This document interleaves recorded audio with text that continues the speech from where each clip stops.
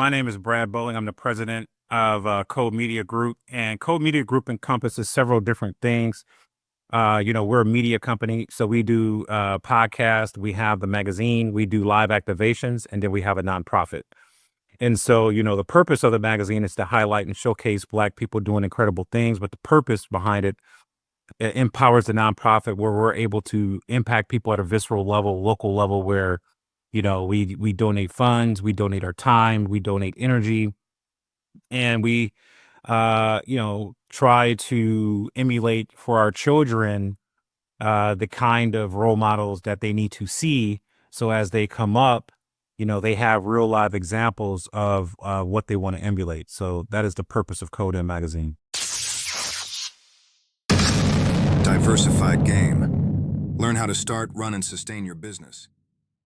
Hey, it's Kellen, and today on Diversified Game, aka, because we're going to be putting this content too on the 𝐬𝐮𝐬𝐫𝐸 platform, you guys, the 𝐬𝐮𝐬𝐸x.a platform. But we have Sir Brad. I met him at the Ohio Black Expo, and you guys, saw the game with Fury and the chief, of course, Mr. Hamilton. And so we're going to get into, some of the interviews of the great people I met. And Brad and his magazine were one of those. And, they were out there having a beautiful Black time. So, Brad, I thank you for coming on, because I really want you to highlight what it took to have a magazine and to be able to keep a magazine going and flowing in a time that AI is putting out any and everything. Doesn't mean that it's good. Doesn't mean that it's quality. Doesn't mean that it was even proofread. So how did we get here? Yeah, man. For one, I thank you, for letting me come on and talk a little bit about what we do. And then it's a pleasure to have met you at the Ohio Black Expo. It's a fantastic event. We were the media sponsors for that event, and we do that every year. We covet the relationship we have with Butch and his wife, and that it's just a great time to support each other. And that's one of the things that I like to promote and preach to each other is, it doesn't hurt me to help you. And so as his media partner, it is my job to make sure that we broadcast that event to as many people as possible. So his event is successful. He in return then gives me the support that I need to grow my audience at his event. So that kind of partnership is what we want to see out of Black businesses. So I just wanted to say that because it's so important that we support each other. But man, Code M, it's a process, bro. It takes a team. We have an incredible team behind us, and we have to continually evolve because, like you said, between the killing of DEI is where we used to derive a lot of our revenue from back in 22, 23.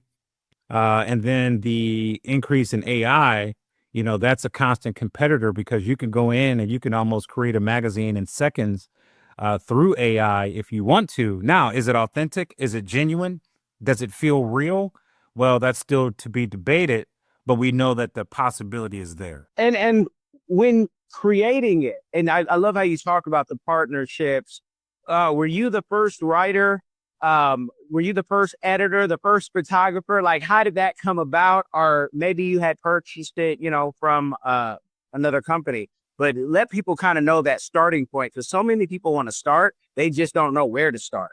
Yeah, so Code M was started by my business partner, Bilal Akram, who is our CEO and founder. But he started the magazine because he saw a void in the marketplace for positivity about Black men. And Bilal is a retired firefighter, but his main calling, he was a career counselor for police officers and firefighters who needed therapy and counseling. So as a counselor, he saw a void in the marketplace for it, created the magazine. I had a chance meeting with Bilal. My background is in journalism. My undergrad is in journalism. My master's is in marketing.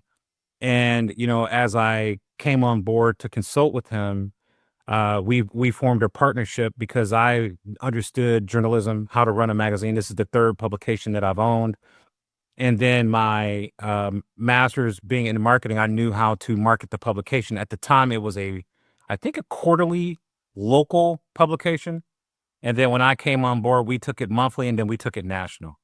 So, he started the magazine and then, and let me just say this, man, Bilal is an incredible leader because he trusted me to take his baby gave me the keys to the car and allowed me to drive to take us where we are today.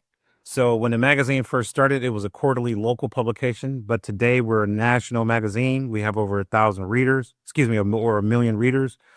We're seen across the country, and our digital platform continues to grow on a monthly basis.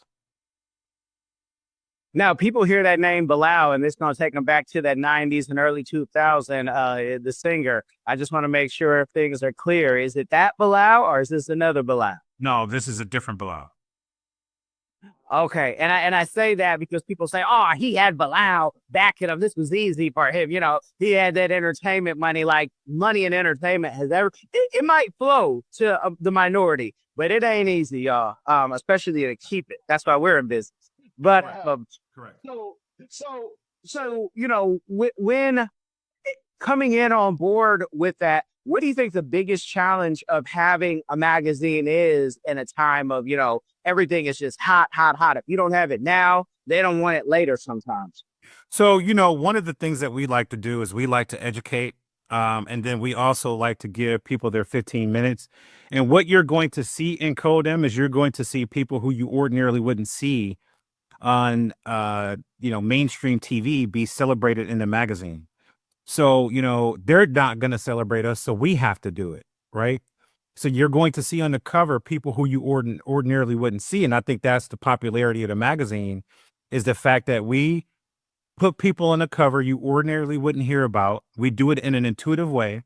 We don't publish the magazine at an 8th grade level like most U.S. Newspapers. We publish at an 11th grade level.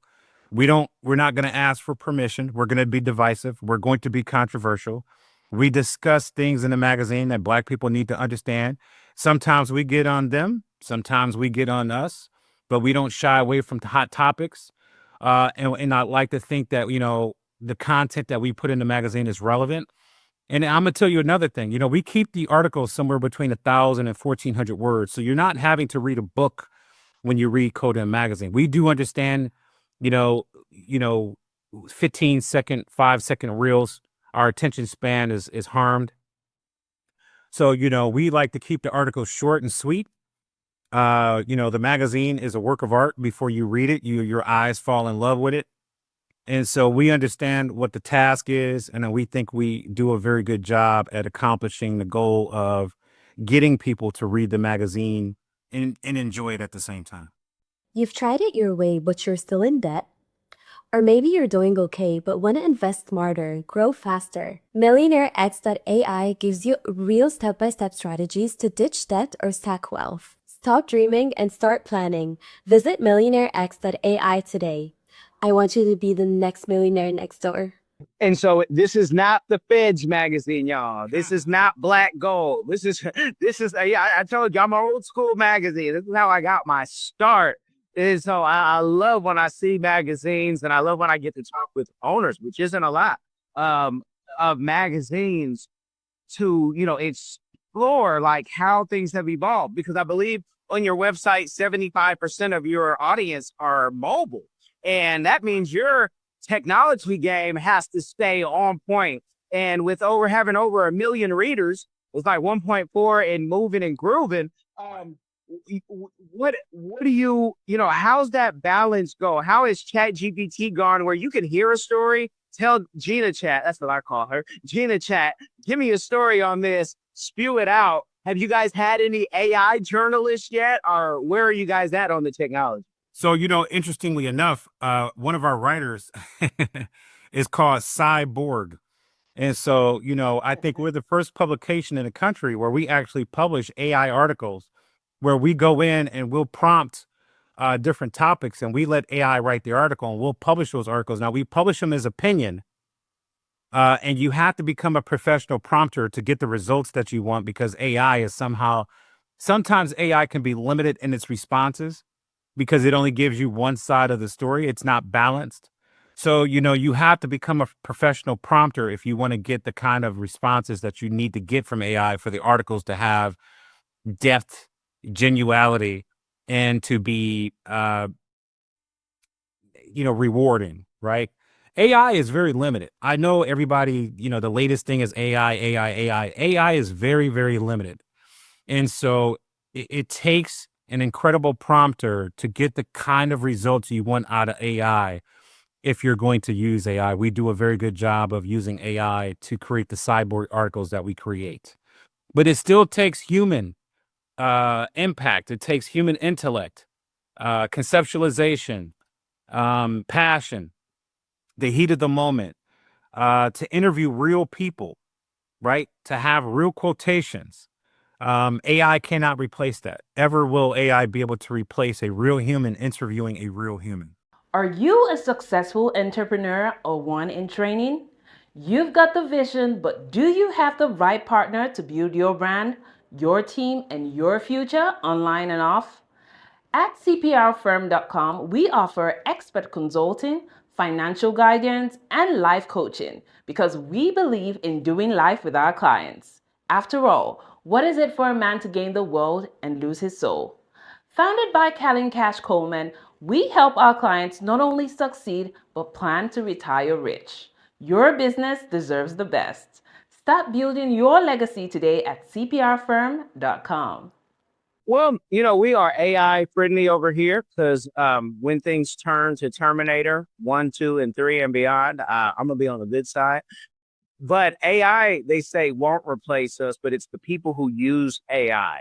And so if you guys don't want to go learn how to use it, and there's so much free education on LinkedIn, on Coursera, which you can have like a free trial and get certified by Vanderbilt. I've done it. It's not that difficult. Actually, the easiest. But when you talk about professional prompting, and even you can go into how you guys get your writers and if that pays, because coming up in writing, I remember the magazine game flipped and everyone was, out of a job unless you went and created one. What do you have to do to become a professional prompter for your magazine? And are you guys taking photographers, journalists, editors, et cetera, tech people? Yeah. But let me back up for a second because I don't want to insinuate that I'm not a fan or I'm not a friend of AI. I didn't mean to indicate that if that was the case. I use No. He would have been on the good side of AI too. He saw the movies. He saw all the Terminators. Okay. I just want to make sure that we're on the same. Yeah. No, bro. I wanted to make sure we're on the same page because we use AI in even creating content in terms of imagery, right? So our infographics, our images that we use in the magazine sometimes are used with AI. Our April cover where we had the Statue of Liberty on the cover crying because of Trump's decisions and tariffs, that was AI generated. And so, we use AI, whether it's content or an imagery in the magazine. So I just wanted to make sure that you understand that we use AI. We're friends with AI. We see where AI can be a benefit, but at the same time, AI will never replace the impact that a human has in creating art, right? So 𝐬𝐿 is art, and it takes the human effect for 𝐬𝐿 to be created on a monthly basis at the level it's created. Now, going forward, yes, we have writers in the magazine, and because the magazine is so popular, a lot of times we don't pay for writers because the ancillary impact that they get is exposure, and they derive revenue by getting their name and their likeness out there with attribution and the content that they can create. And so, it's a symbiotic relationship where, they write for the magazine, but at the same time, they gain exposure by having their byline, their likeness in the magazine. And so they get value out of creating content for the publication. But we do pay our photographers to take our cover photos. If we have, we had Ben Crump on the cover, we've had Dusty Baker on the cover. We had Sheila E., Bill Bellamy, Earthquake on the cover. And if we had to fly, Ben Chavis was on the cover. We had to fly our photographer to Washington, D.C. to get that photo shoot done. We've had to fly to Chicago to get photo shoots done. And so, there is a cost impact there with creating the covers that we create for the magazine. We just had Dr. Vincent Terry on the cover, the president of United Healthcare of Georgia. And, the photographer in Atlanta was able to take those photos. So, man, we have, a vast team. Some are paid, some are not paid. It just depends. But together we get it done. And you talking about the cost of things. if people knew how much it costs to take a magazine and then print it out, and everything, all the moving pieces, for those who say, oh, well, I think I can do a magazine and I'll just, everyone has a better mousetrap, right? What would you just estimate the average cost? I always tell people when I did it, you got to have at least $10,000 to even make a scratch, not even a dent, but a scratch. What do you think now with, online, and especially with 75% of your people being mobile? Yeah, so I will tell you, we don't print the publication. We print the publication, but we don't print the publication for consumer consumption. We will print the magazine for, conferences or exhibits. If we go around the country and, we go to events where we want people to see the publication to grow our audience, we also will print the publication if the person on the cover, our man of the year, for instance, we had George Frazier on the cover for 2024, and we print the publication. So at his man of the year celebration, everybody was able to take a physical copy home. But we typically do not print the magazine. Now, there are still costs associated with the magazine every month because we do advertising online to let the general public know that the magazine is coming. So, cost of production to get the magazine to print, whether it's photo shoots, props, we do pay for artwork if we have any artwork that is used because, art is copyrighted.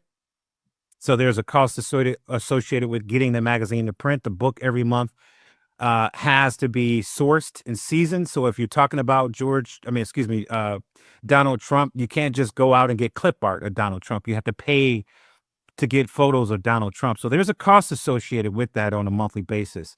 And so, I would have to kind of go into the coffers to find out what it costs to produce it every month, but it's not cheap, bro. Gotcha, gotcha. And for the person who does want to follow in your footsteps, you don't look old enough to be retired, and you work with big companies, major, huge companies that we pay cell phone bills to every month. Yeah, yes. What, is this something that you would tell that 21-year-old to say, hey, you want to get in the magazine business, jump in? Or would you tell them, hey, go get some more experience so you can work this? Because this is not a get rich quick, scheme that a lot of the 20-year-olds, they want to become rich and millionaires today. Yeah. Here's the cool thing about, 𝐶𝐨 is Alfred Edmonds, who is one of the top executives at Black Enterprise, is my mentor. So I don't want anybody to think that we're out here and we figured it out and, we are just kicking butt because, we know what we're doing and we lucky. I have incredible people who are leading us, who are guiding us, who I confer with on a monthly basis and sit and have lunch with and talk to, so the incredible Alex Boone, I said, Alfred Edmond from Black Enterprise is one of my mentors. Dr. Donald Jolly, who's one of the top 5 public speakers in the country, is an advisor. So, man, I have an incredible plethora of people that I can go to advise me on things that we want to do to make good decisions. Okay. So I would tell any 21-year-old, take your time, develop a upline of people of influence that you can go to seek out advice before you make it. I don't make any decisions by myself, man. I am constantly talking to people before we make a decision. And this did not happen overnight. 𝐶𝐨 did not turn from 1 subscriber to where we are now overnight, man. This has been a brutal battle for 7 years where some months I can take profit, some months I can't take profit. There are companies that pay on time. There are companies that don't pay on time. Well, guess what? The magazine still needs to come out. Now, here's what I'll tell you. We're debt free. I don't owe anybody a dime, so I can say what I want, do what I want, when I want. That freedom, bro, is allows us to be uncompromised. We don't have to worry about who and how we say anything. I'm not beholden to anybody. So I am free. Woo, we like free. And we also like, I'm married for almost 2 decades. I don't ever get to make a decision by myself. And I don't want to.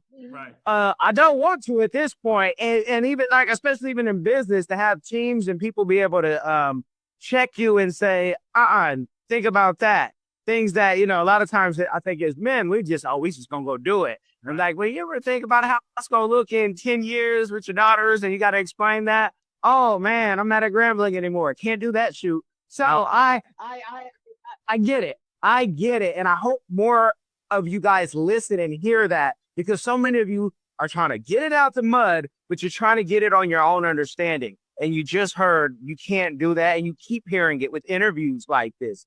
Can you talk about, though, with having mentors that are like that, that they're also not your piggy bank? So this person could have all the money that you need, but doesn't mean that they're going to fund you and be your funder. Can you talk about that relationship? Because people don't believe me when I say, nah, just because you know Oprah doesn't mean that she's going to give you some money. Bro, I know Jeff Hoffman, who used to own Priceline and Booking.com, okay? The man is worth $6 billion, okay? I can call Jeff anytime I want. Jeff has never given me a dime. Now, that is physical money. But when I talk to this man, the advice, the tutelage, the conversation, this dude is taking me to PhD level standards. Even though he's not giving me a dime, the relationship is invaluable, okay? So what people have to understand is that there are different relationships out there. And so you're going to have people in your life where, their value level comes at different places and different times. So even though, he doesn't provide any funding for us, the relationship is invaluable, bro. And, you can't expect anybody to give you $1 because you need it. You have to grind. Now, there are a lot of different ways to derive revenue. Okay, so you have live activations.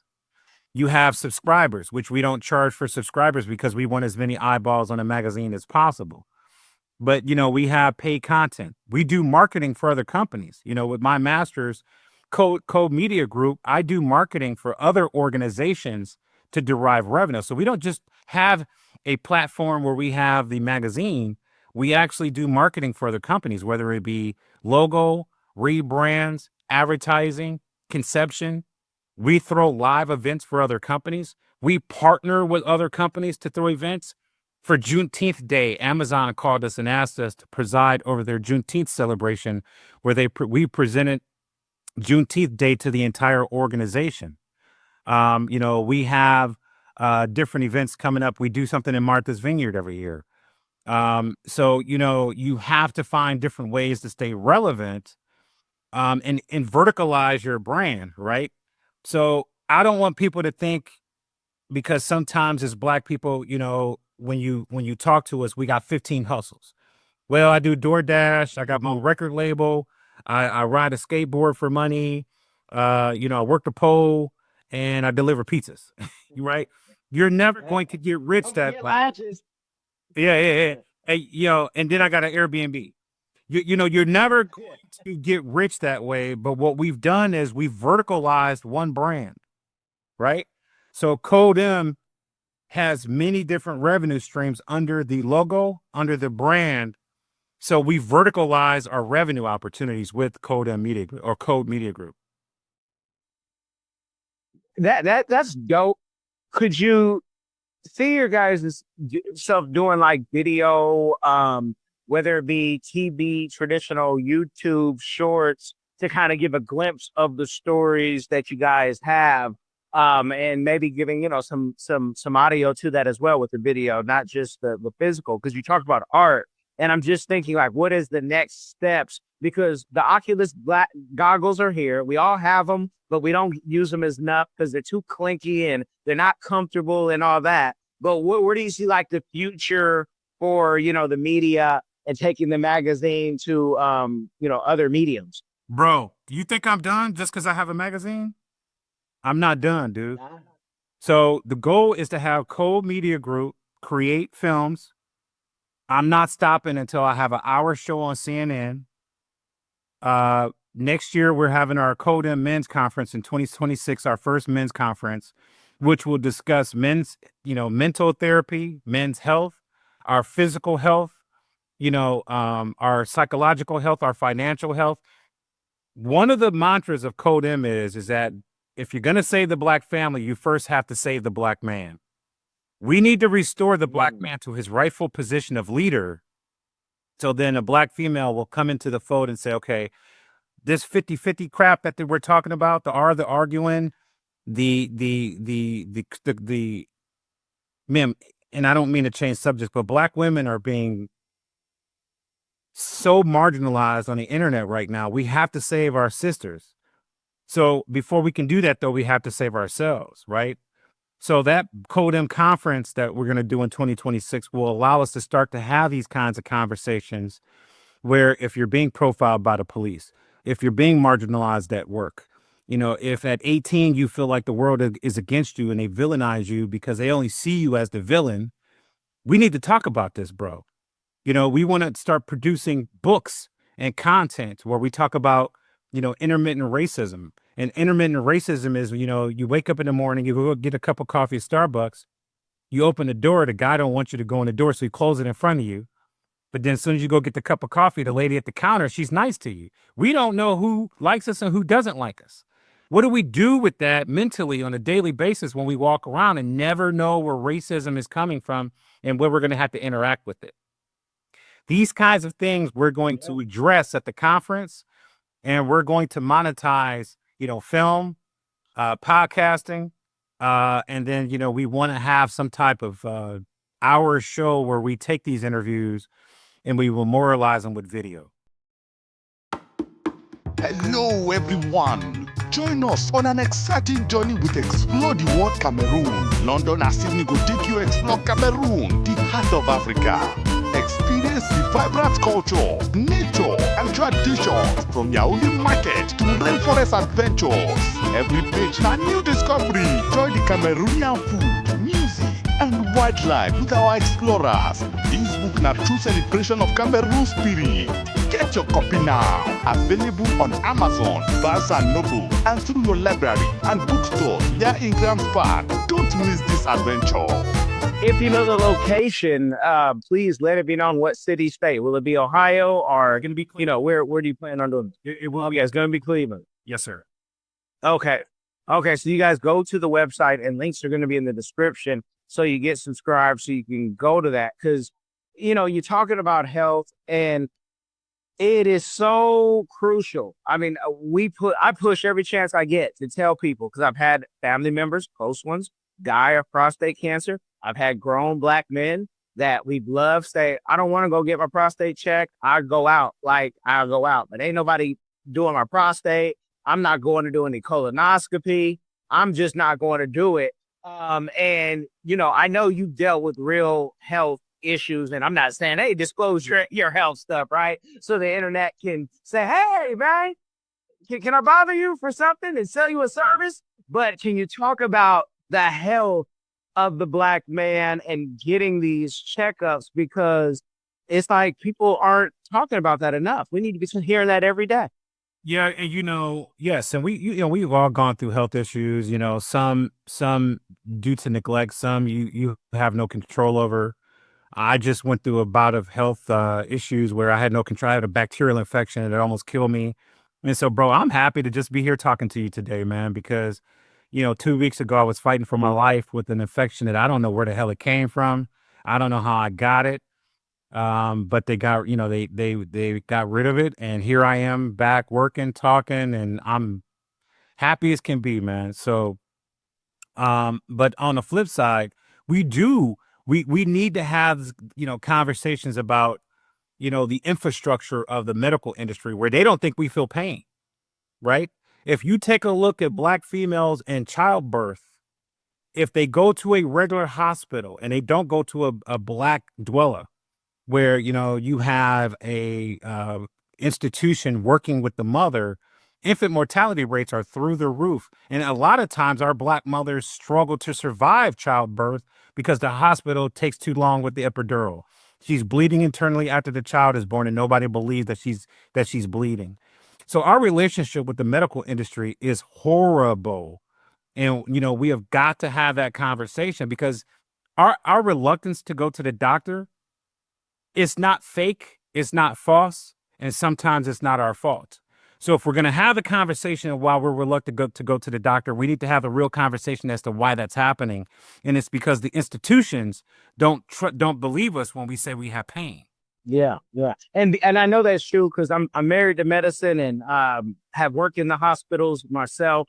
And you do need a Black practitioner. You need somebody Black watching you. But what's funny is, and I was saying for the men, but on the women's side, they don't have a problem going to get a non-Black person to do their BBLs. Very few of us do the BBLs and run, and run to foreign countries. We saw Kanye's mama, they say possibly die because of that being the cause, right? And so we have to put our priorities in place, people. I know if they're listening in Diversified Game or Millionaire X, they're not on that, because they're focused on their retirement and what is now as well. But, tell a friend who's not watching to come check this out or come listen and get this game. That's what I mean when it can change somebody's life, because these are the conversations that we should have in the barbershops, the beauty salons, the churches, and beyond.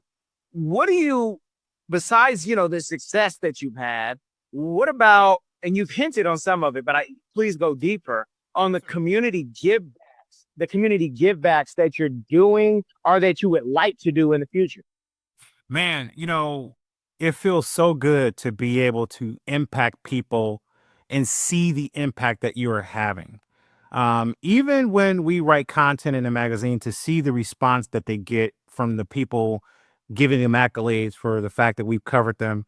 We love to showcase and highlight people in a manner in which they haven't been seen before in the magazine. And then when we go out through the community and we partner with different organizations to provide either, respite or revenue or opportunity to gain in education, fellowship, mentorship, partnership, bro, it's literally what wakes me up in the morning and allows me to be motivated, because I'm gonna tell you, I live in service of my community, and I believe that we all should do that. I can't tell you, there's no greater, wow,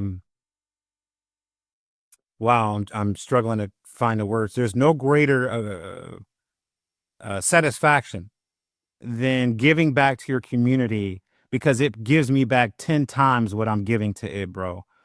And, I wish everybody could feel how I feel, because every day I wake up with purpose, with a goal.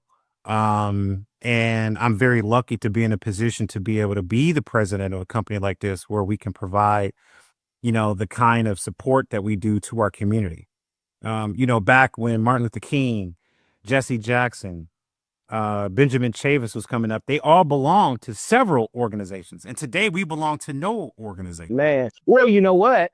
They got this, I can do it on my own, like I'm some army of one. And I even had a young man tell me recently, I kind of take him as a mentee when he calls for information.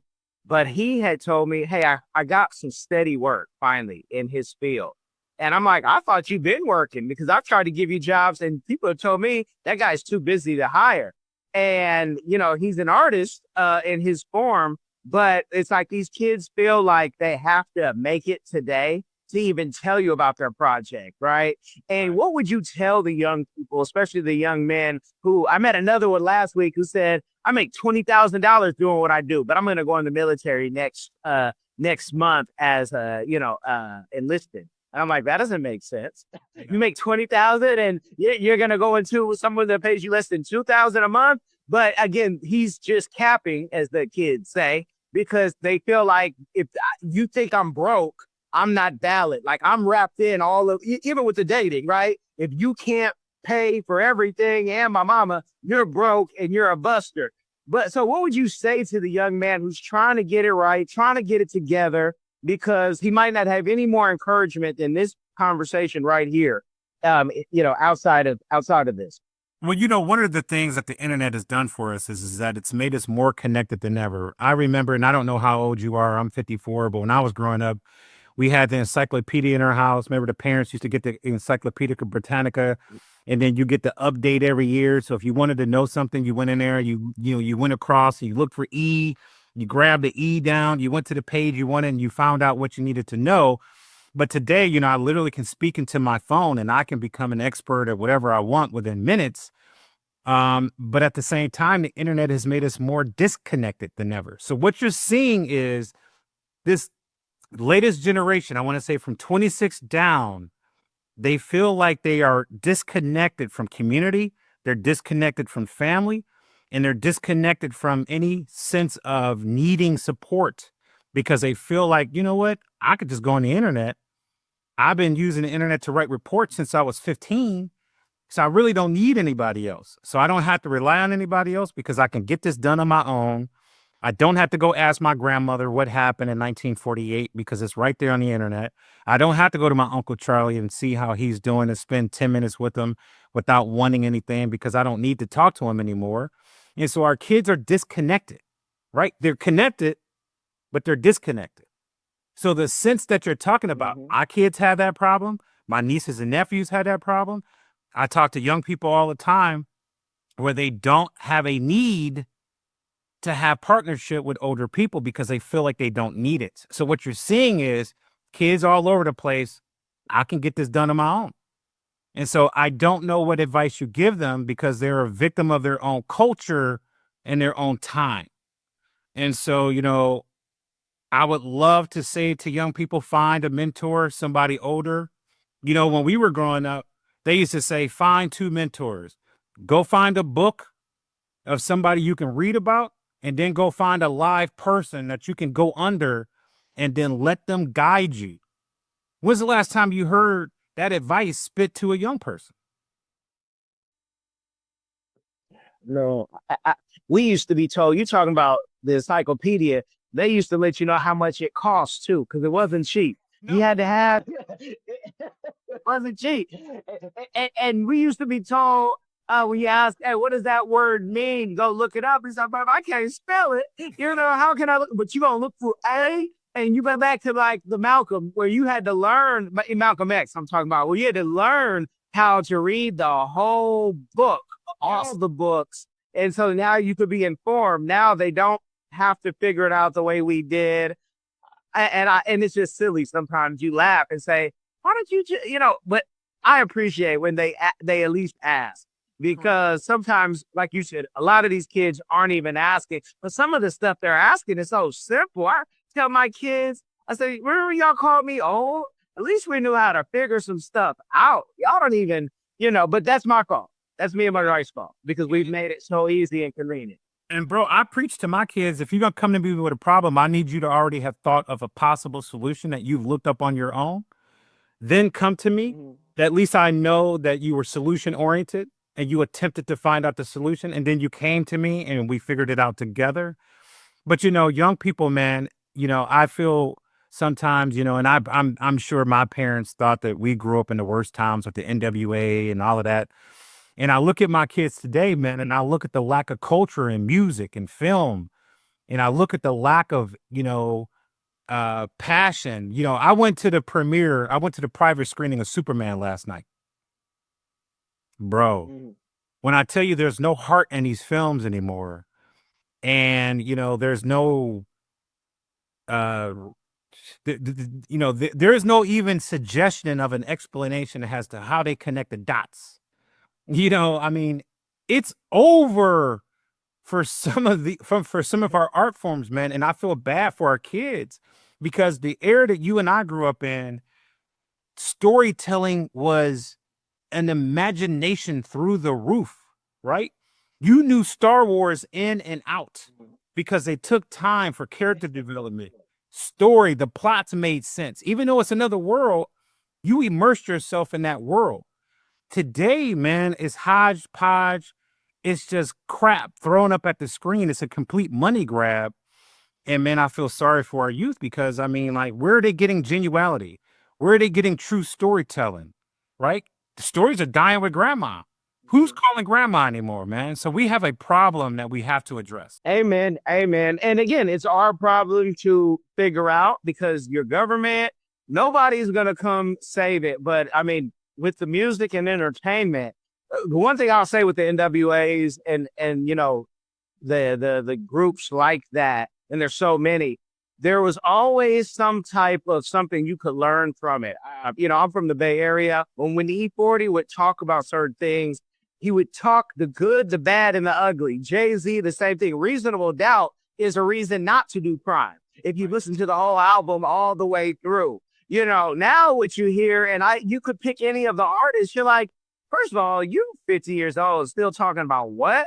Being on the block and you made music for 30 years. Like, it's a minstrel show. It is a minstrel show. It's a minstrel show, and it's not really meant for our kids. It's really meant for the others.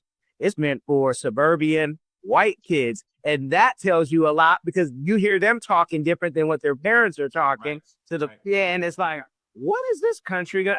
For all we know, the reason why Trump pardoned all these rappers like NBA Youngboy, we know he don't know them, but Byron might, or whatever his son's name is, that might be his favorite rapper, right? And so, you guys, if you can hear what I'm saying, things always make a turn. So prepare and get yours right.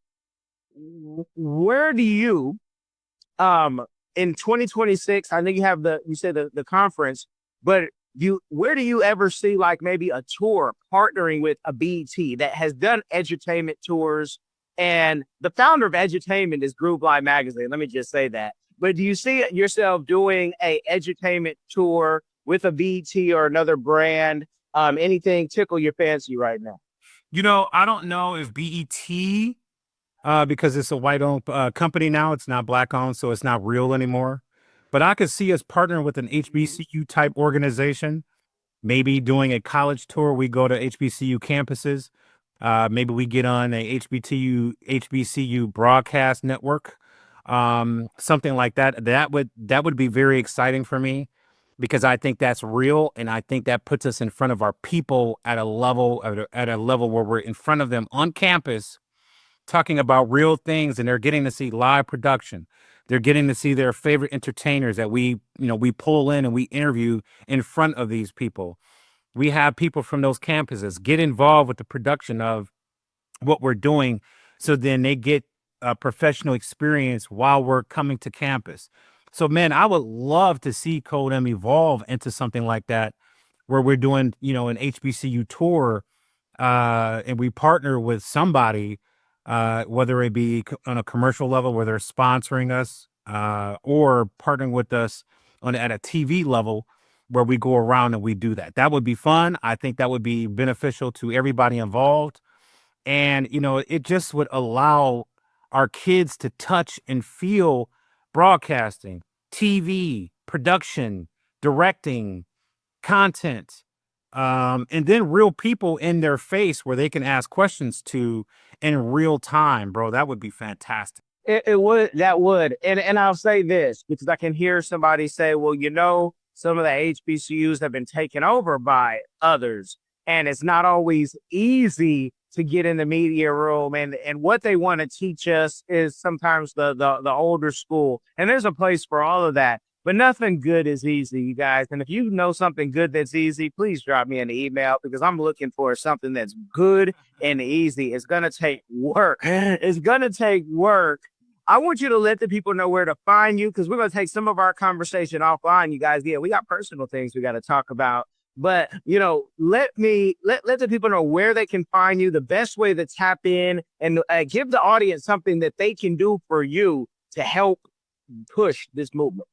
Well, you can go to www.𝐶𝐽Magazine.com, subscribe to the magazine. When the magazine comes out, download it, read it, share it. Every month we come out. If you want to help us, bro, put it on your timeline, put it in your feed. Like us, come to the, 𝐶𝐽 Facebook page, like us, go to our Instagram page, like us. That's how you can help us, man. We need as many Black people taking a look at 𝐶𝐽 as possible because this is for us, by us, and we don't grow unless you're watching, reading, and looking. The more people looking at us, the more we can go to our advertisers, the more we grow. It's a symbiotic relationship, right? And so we're doing this for you. If you want to help us, like us, Read us, share us. You guys have got the game. Don't say, oh, we need this, we need that. If you're not willing to support, it's one thing to say what we need. It's another thing for you to actually show your support, especially when it can be free 99. You guys like the game, comment, but most importantly, share this game with somebody. It will change somebody's life. Y'all be blessed. Links are in the description. Are you tired of the violence, tired of the injustice, police brutality, rampant discrimination, lack of gun control in this failed biased socioeconomic experiment called America? Or maybe you need a break from the relentless grind and want to regain control of your destiny, your wealth, your health, and your purpose. DiversifiedGame.com has the right course for you. Prepare for my first trip to Africa. Looking to reconnect with your roots, start a new business, or just a fresh start. Africa, aka the motherland, is waiting. Don't let the Chinese and the Mzungus have the fun and also take over the motherland. From Cairo to Mombasa, from Dakar to Cape Town, Africa has something for everyone, from business opportunities to the most amazing people, safety, leisure, and landscapes. The opportunities abound. It is time for the diaspora to reconnect with their roots. Time to reconnect with the birthplace of humanity. Africa is the last frontier. Get your head in the game and reclaim your legacy. The writing is on the wall. Babylon is falling. Give up the stress, grind, and violence inflicted on our people on this continent and prepare for a journey of restoration enjoyed by connecting with the land of your ancestors. Check out our new course and kick off your adventure at DiversifiedGame.com.